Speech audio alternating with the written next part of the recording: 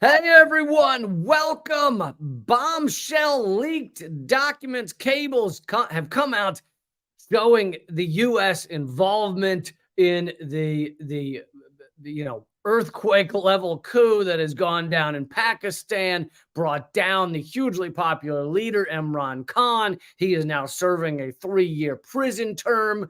And I know I mentioned this story the other day, a couple of days ago, because he was sentenced to 3 years.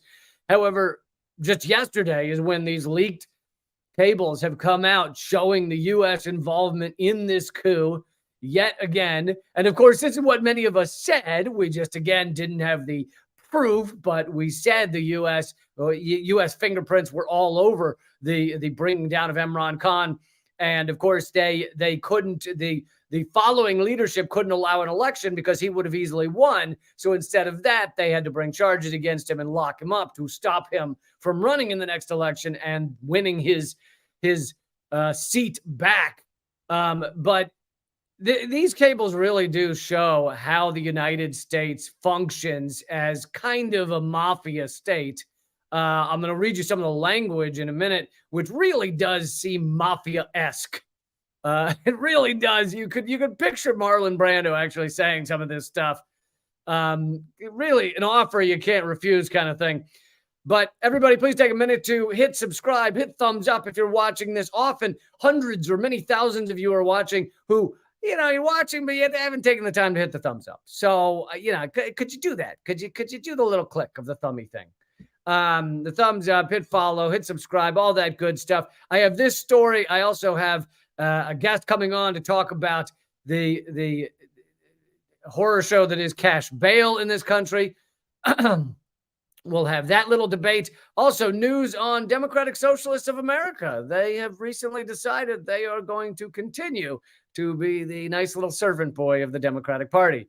Let's see, we got that. We also have hilarious Washington Post propaganda, which I just have to share with you. All of that's coming your way. So let's get going.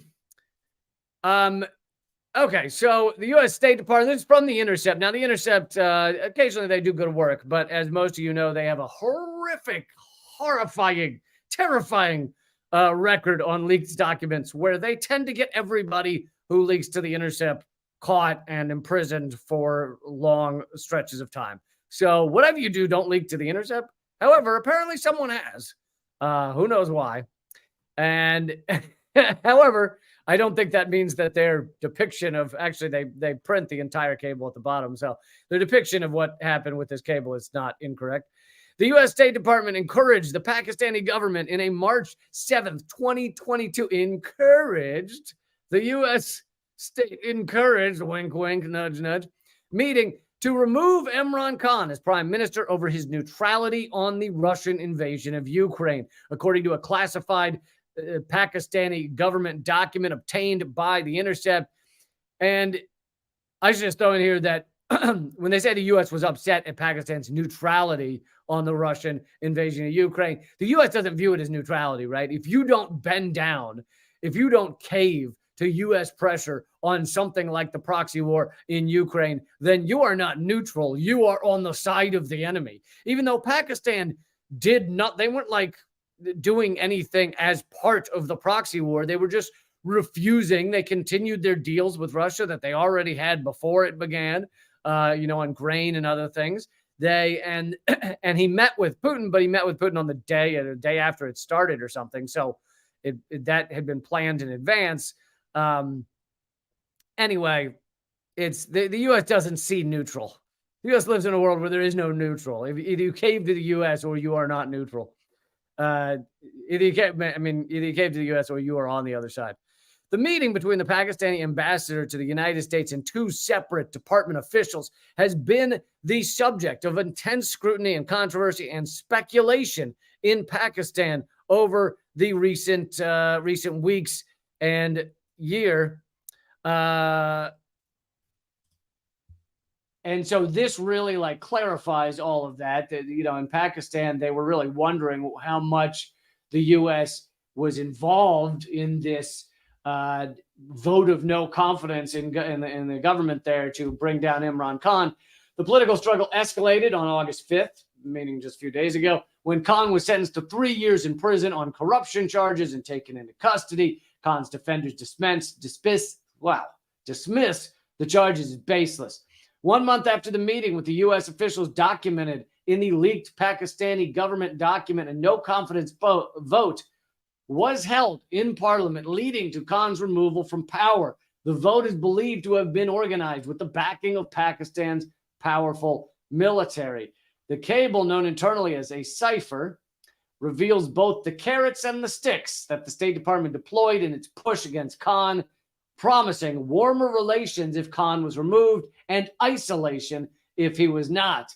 And so when they say isolation, what does that mean? Well, that means cutting off aid. That means cutting off deals. So there's immense amounts of money and resources that they're talking about. So it's not just like isolate. It's not just like we're going to turn a cold shoulder to you. It's like you are going to be economically obliterated if you don't do what we say, which is get rid of Imran Khan, because he had the nerve, the gonads to not side with the U.S. or with Russia. But again, there is no neutral in the view of the U.S. empire.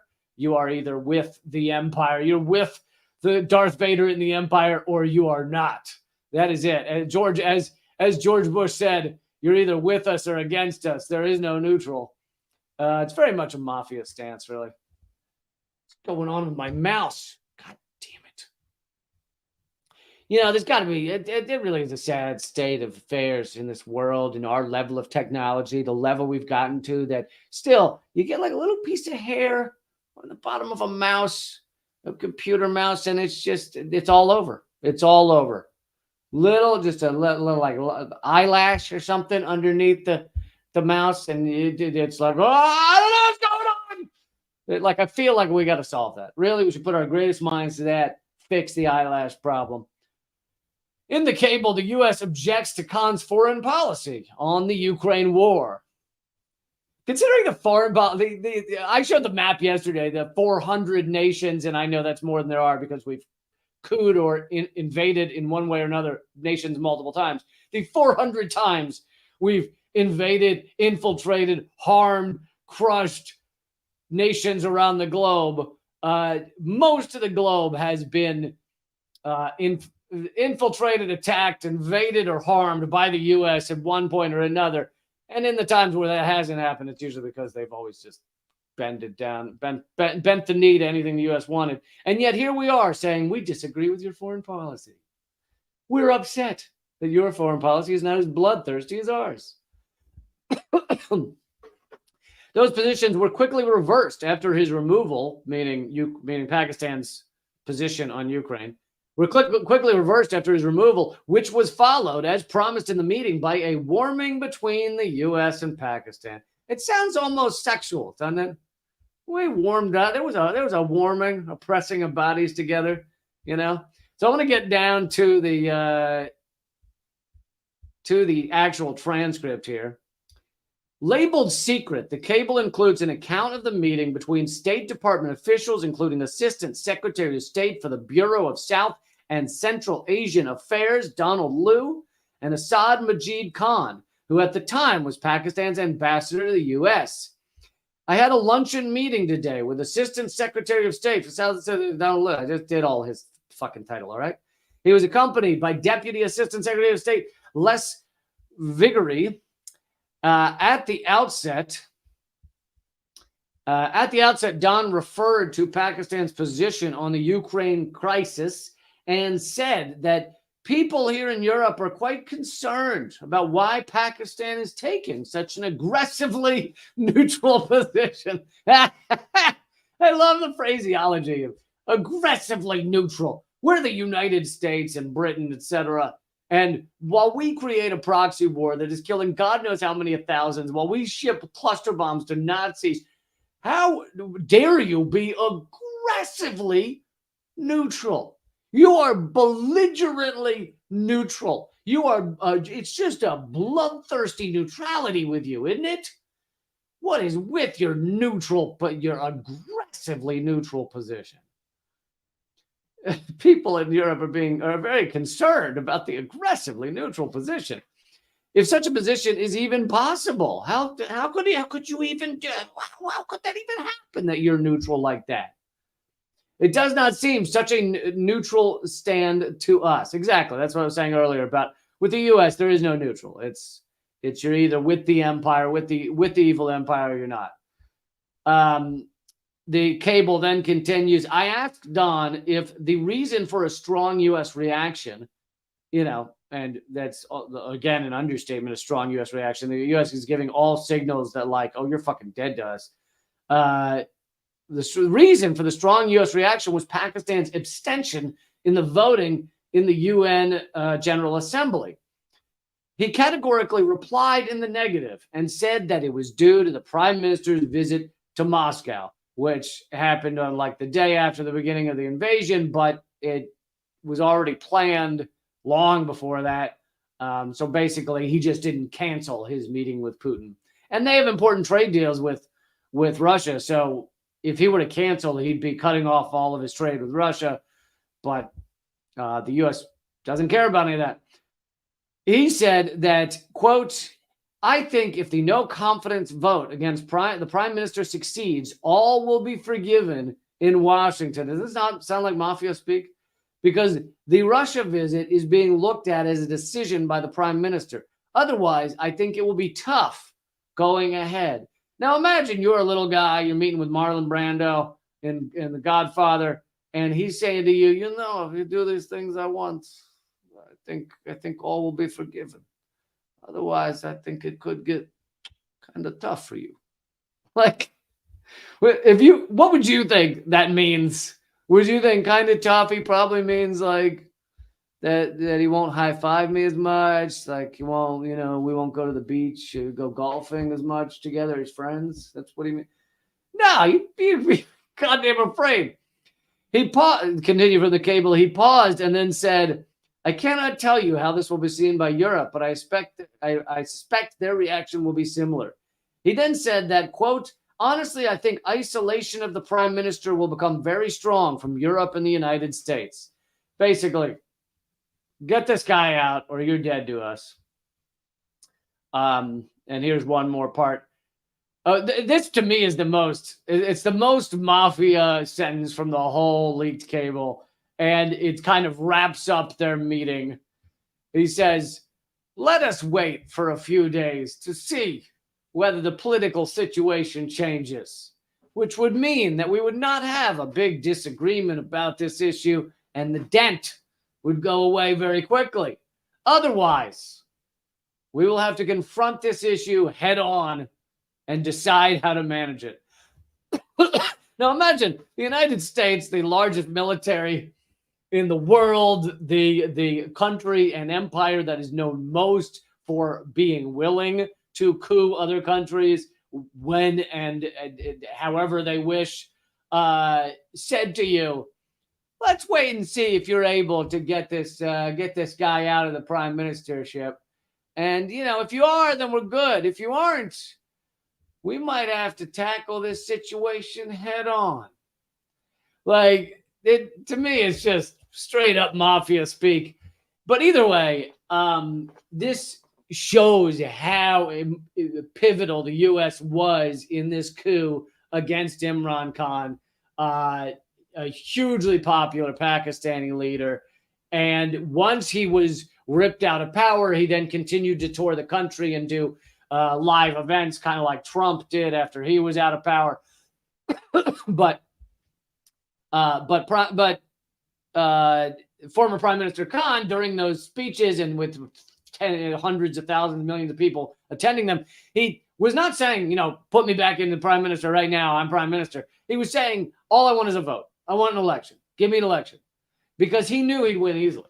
And that would be democracy, right? If there was an election and he won. But the U.S. wasn't going to allow that. The people who helped perpetrate this coup within Pakistan wasn't going to allow that. And so instead, they created some corruption charges to get him locked up, and he's now in prison for 3 years. That's how this system works. That's how the U.S. system of cooing other countries works. It's and the other thing is, like, our mainstream media runs around and acts like, they just report it as if the U.S. has nothing to do with it, right? The U.S. is not involved. They just, when this happened, they just said, Pakistan had a vote of no confidence, and they just ignore all of that. And yet, many of us at the time, even a year ago or whenever this started, knew that this was going on. Like, I was reporting on it, many were reporting on it. And so, yeah, this comes out now. I mean, the leaked documents come out now, but you could have known the truth back then. And we see this time and time again, that leaked documents come out and confirm it. But anyway, I wanted to bring you that story. It's incredibly important about what's going on in our foreign policy. Okay, I would like to get to the next story now. I have a guest here for this next one.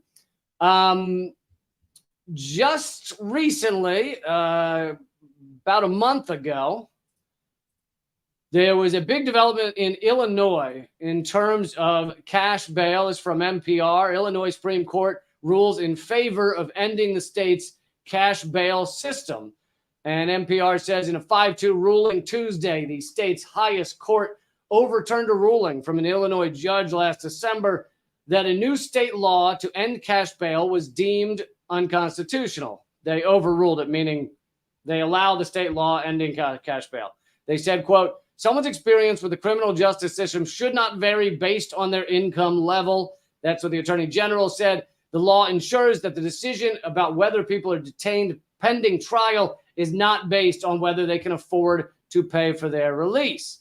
So on that topic, I am now joined by Jeffrey J. Clayton. He's the executive director of the American Bail Coalition, a trade organization that is committed to developing the most efficient means for pretrial release of criminal defendants, to talk about this bombshell decision from the Supreme Court.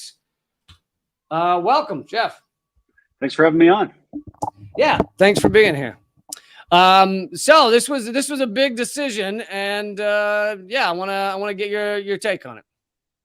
Well, we can get into the why I think it was unconstitutional, and I agree with the trial judge. But Justice Scalia once told me a joke. He thought the Sentencing Commission was unconstitutional. Of course, he was in the dissent.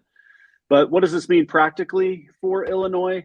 It means that the detention net of who's going to stay in jail and who's going to get out of jail is going to be defined for all time by the Illinois legislature.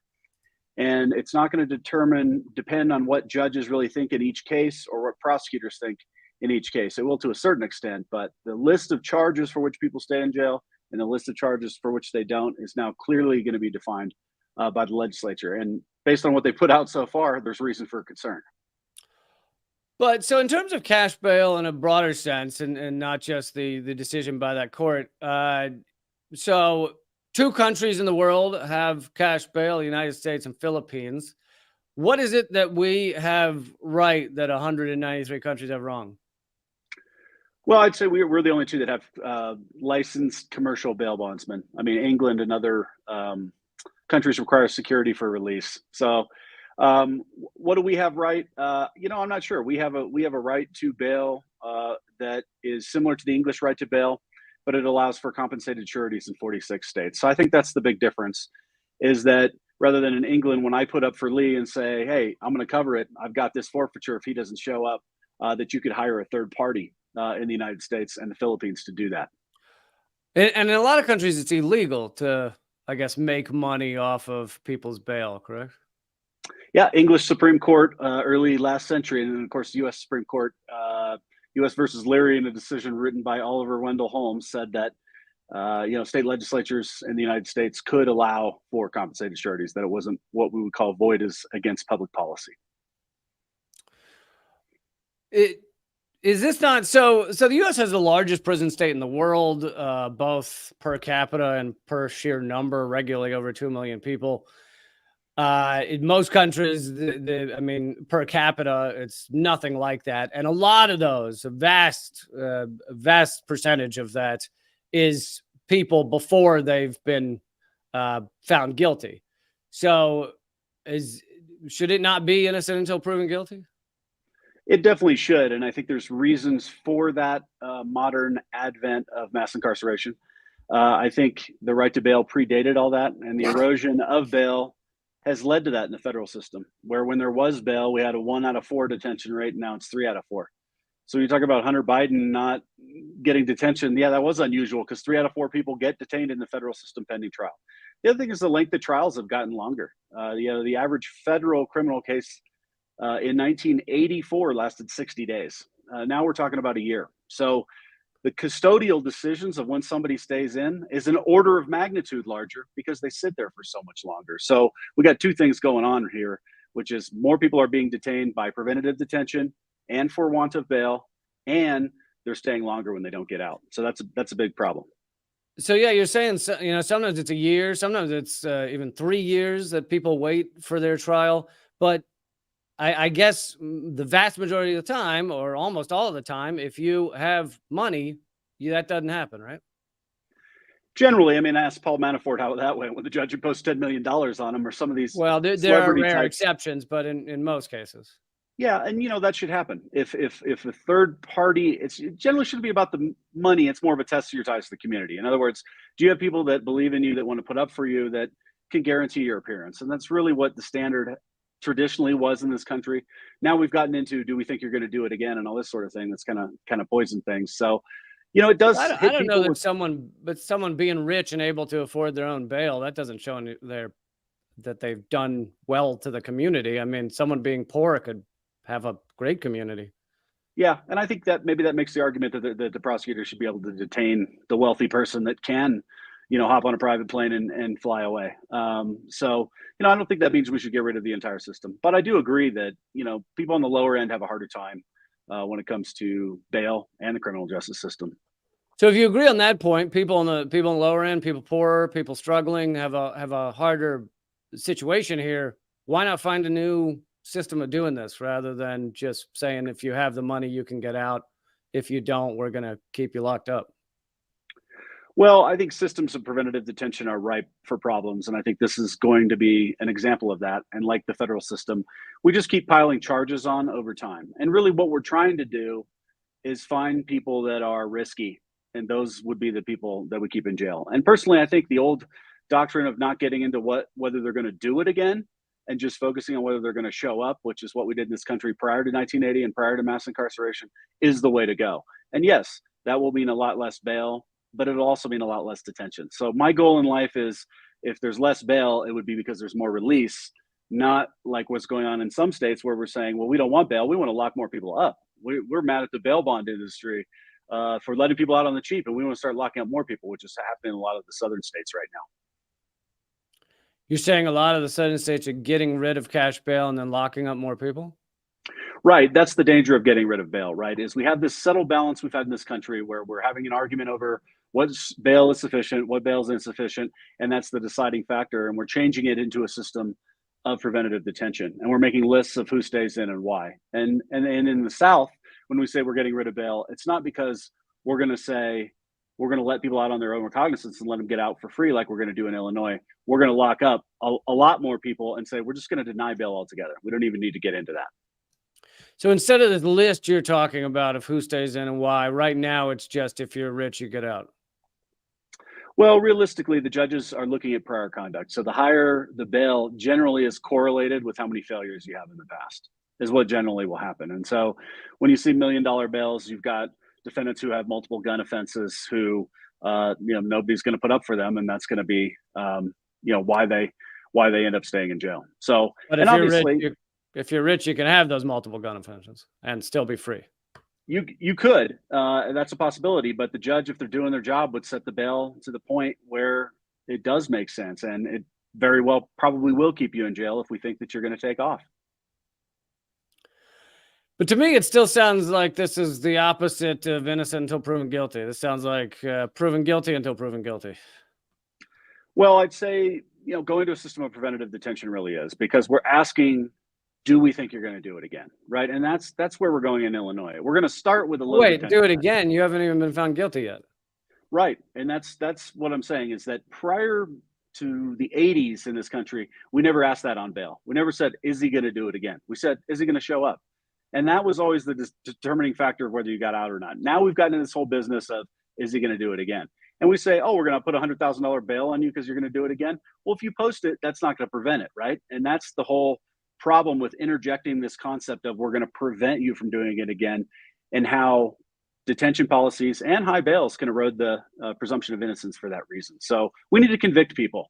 And as Thurgood Marshall would say, stop taking shortcuts. And that's what we've allowed ourselves to do by doing detention policies and lengthening the trials, is we just say, well, they'll plea, and if they don't, we'll just let them sit and rot. Well, to go back to, if we get rid of cash bail, there'll be more people in prison. That doesn't seem to be the case. If we're the largest prison state in the world and we're one of only 2 in the world that has cash bail, it seems like cash bail very much might be connected to us being the largest prison state in the world.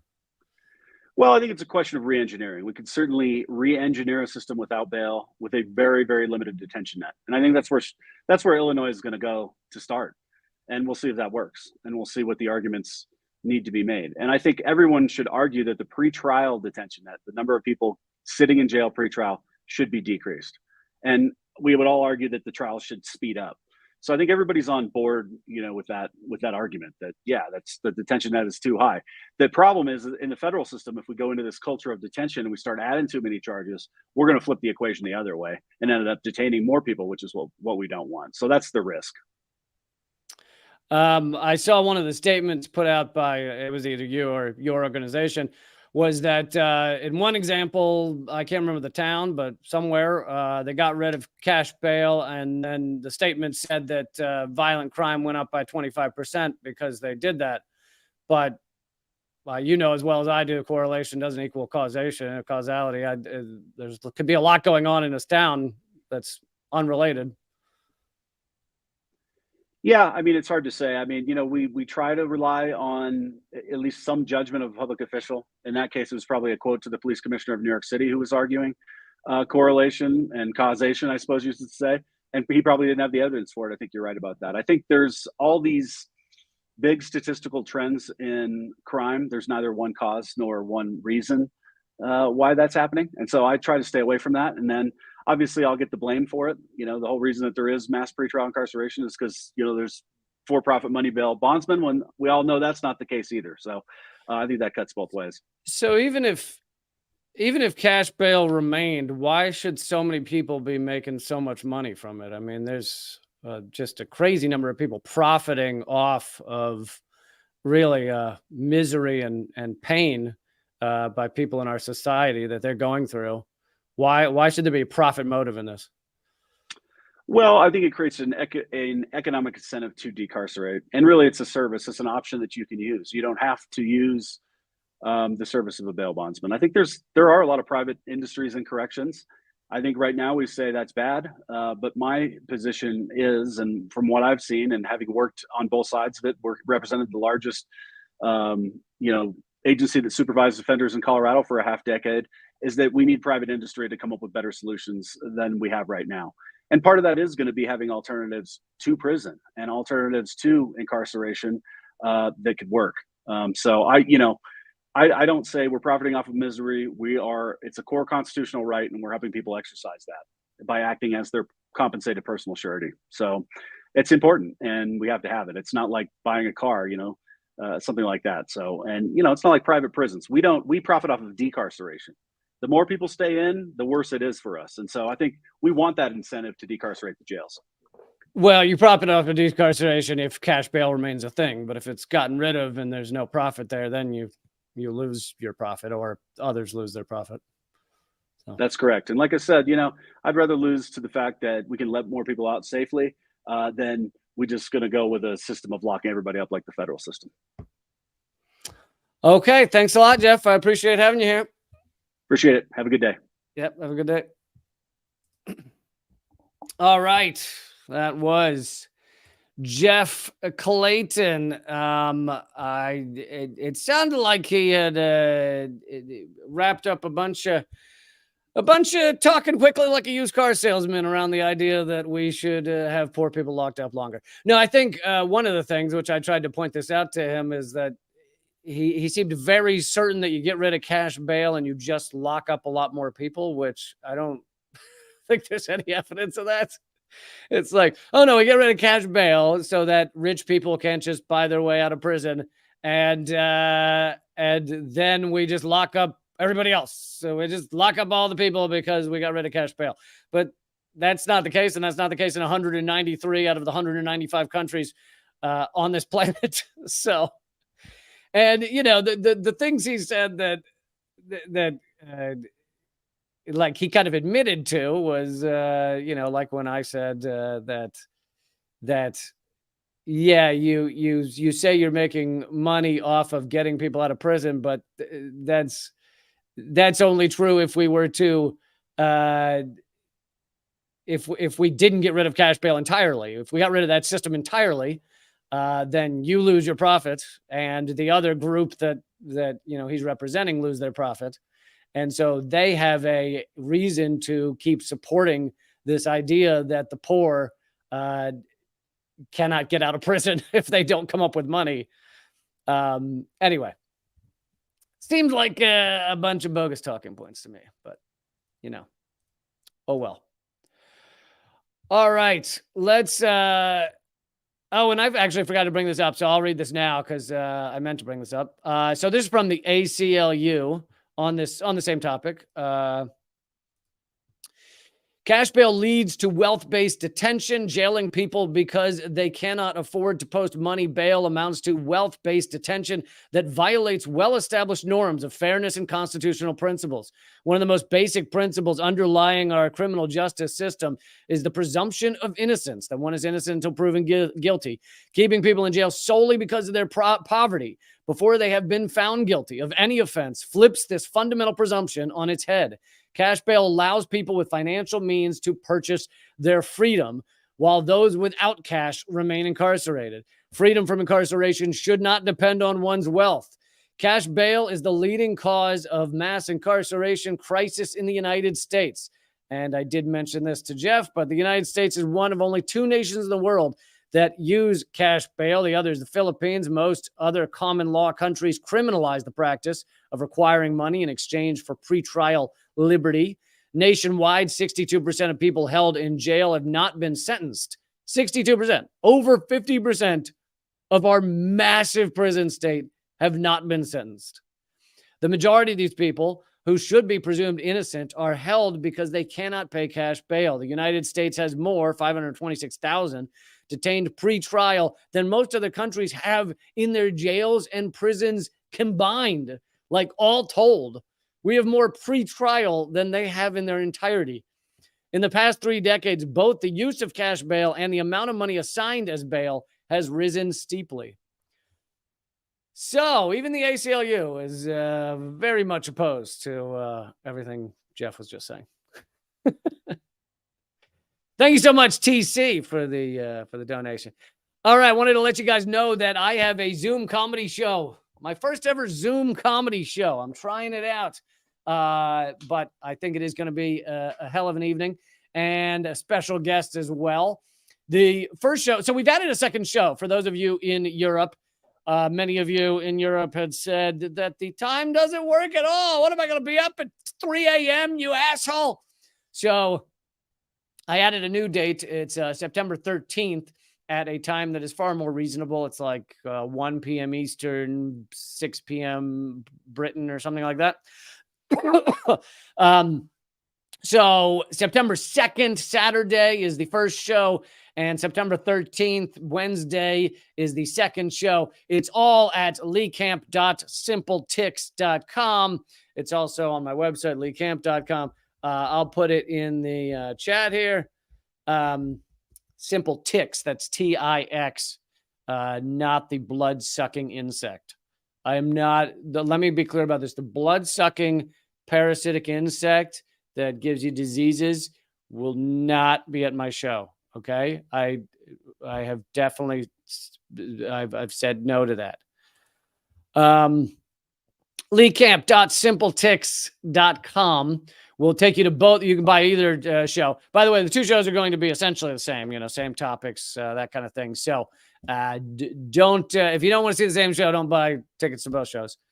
But yeah, go check it out. The first one's already half or nearing half sold out. We added tickets. It would be sold out, but we added a bunch of tickets. So should be, it's getting near half sold out. The second show's just been added. So hope you'll check that out. leecamp.simpletix.com. All right. And just to reiterate, that's an hour of brand new stand-up comedy. I'll be seated, but still, stand-up comedy. It's a style now. It's not, you don't have to actually be standing. So stand-up comedy, but an hour brand new material, never heard anywhere else, never ever. So you will not be going, I heard this back when he came through the town. He did the thing. Brand new stuff. Okay, let's move on to what just happened with the Democratic Socialists of America. So, thank you, Omar. Omar says the comedy special sounds awesome. Looking forward to it. Glad you're going to be there. The Democratic Socialists of America, many of you know who they are. They sound very like leftist, right? They sound kind of radical. Democratic Socialist. It sounds like Bernie Sanders, but edgier. However, they seem to have a trend, a habit, I'll say, of saying some pretty good things. And then at the end of the day, they go, and now it's time to vote for the Democrats. Head on in, little fella, to the Joe Biden camp. Go hang out with Mr. Joe Biden. They stand around the DSA and they go, we need health care for all. We need to decrease our prison industrial complex. We need to end these wars. Now go vote for Biden. Woo! Yeah. Which is utter nonsense. It's completely antithetical to all of the things you just said. So, DSA just had a vote. They just had a big vote in their convention, 2023 convention. The DSA 2023 convention delegates resolved to remain a faction of the Democratic Party. That's the thing. If you had all these people together and they all say, we're Democratic Socialists of America, you'd think, and we believe in all these things that I just listed and many more, you'd think they'd go, maybe we should do our own thing and stop promoting the guys that do exactly the opposite. Like exactly the opposite. Maybe if we believe in these things on this list over here, we should tell everyone to support the guy over here who sets fire to all those things. Just burns them to the ground. Maybe not, but no, they're cool with it. At the Democratic Socialists of America, August 4th to 6th convention in Chicago, delegates gathered in person to restate the organization's half-century commitment to promoting the imperialist Democratic Party. By a vote of 704 to 184, the convention passed a resolution on its electoral work, which declares it is not advisable for us to form an independent political party with its own ballot line. It is not advisable for us to do our own thing. The convention consistently rejected several amendments that would have held DSA elected officials to even the mildest political accountability, exposing that the DSA's claim to be left of the Democrats is merely a show. Delegates also rejected by a 60 to 40% margin a proposed amendment to the electoral resolution, which would have added language that, quote, it is the DSA's expectation that socialists in elected office will vote and act in accordance with core principles of the socialist movement. Did you follow that? They rejected. These are the Democratic Socialists, right? They claim to be socialists. They claim to want things that would be social for all of us, such as healthcare for all, and great infrastructure and public schools that are really awesome and well funded, and you they just give you pencils for free and that kind of thing. They claim to be socialists, and I know that's not the deeper definition of socialist, but that's not really the point. They claim to be socialist, but they rejected by 60 to 40% the amendment that DSA should expect. This is just expecting. They rejected the expectation This doesn't even say we'll fucking storm their offices and drag them out by the fucking collar and throw them into the street. This says we'll even have the expectation that a socialist elected office would act like a socialist. They rejected that by 60%. Like, all it was just language that said we maybe should expect them to behave the way they told us they'd behave. No, we can't. We can't expect them to. We can't ask them to act like they told us they were going to act. We can't have that. I mean, how pathetic, how limp could you get? In rejecting the proposed amendment, the DSA has resolved to support Democratic politicians, no matter how right-wing they are, and has explicitly stated its hostility to socialism. The rejected amendment would have required the DSA hold its members, quote, accountable if they, quote, vote for measures which expand or strengthen the police, vote for any restrictions on the independent action of the working class, such as the right to strike, vote for military budgets, the imperial war machine, or military aid to U.S. client states, such as the apartheid state of Israel. They voted that down. They voted down the idea that they should hold a so-called socialist, a so-called DSA Democrat accountable if they turn against everything they claim to represent. I mean, this just goes to show how ridiculous this DSA is. Like, DSA just had a meeting where they said to you, look, we don't, all the things we claim to believe, and when we support a politician that we claim stands for these things, not only do they not stand for these things because they're Democrats, but also we don't even plan on expecting them to behave that way. I mean, it's kind of amazing. It's like those of us who know the DSA is bullshit, you kind of just did our work for us. You went into a meeting and said, we'd like to announce to everyone, we don't even expect these people to behave this way. But so an example of the DSA people would be AOC, right? AOC claimed to be, I think she came out of like DSA activism, or at least showed up to some events. I've